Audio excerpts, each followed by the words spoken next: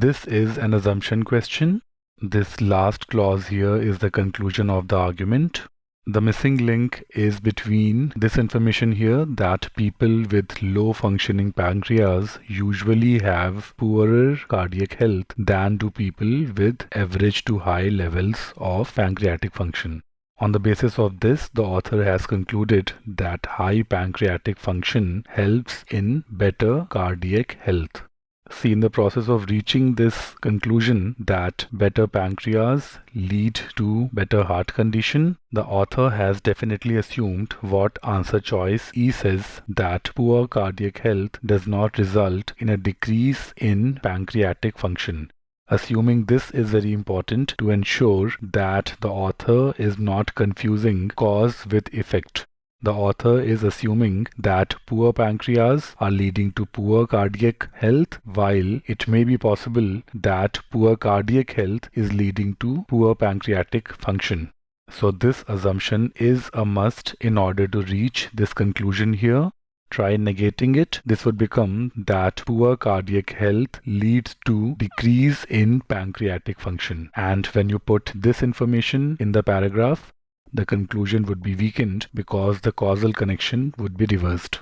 So answer choice E strengthens the conclusion, and very importantly, it is something that must be true for the argument to hold ground.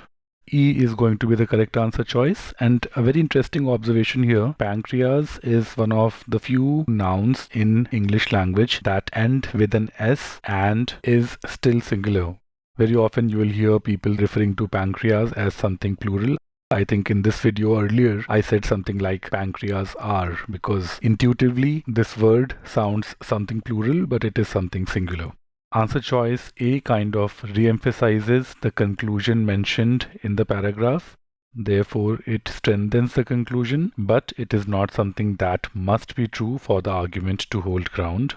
Even if high pancreatic function ensures cardiac health as good as normal pancreatic function does, the argument would hold. So E can be eliminated.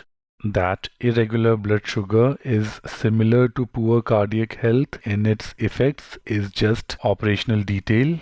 This has no bearing on the causal connection suggested in the conclusion of the argument, and this is not some information that must be true for the argument to hold ground.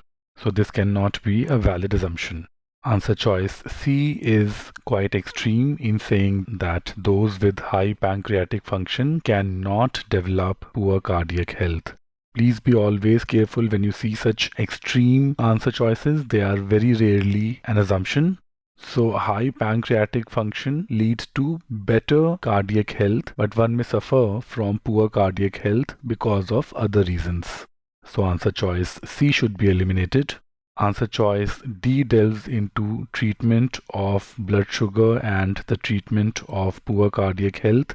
This is out of the scope of the argument. The argument is limited to a causal connection between pancreatic function and cardiac health. Besides, this information does not have to be true for the argument to hold ground. Answer choice E strengthens the argument, and it is something that must be true for the argument to hold ground, and therefore answer choice E is a valid assumption.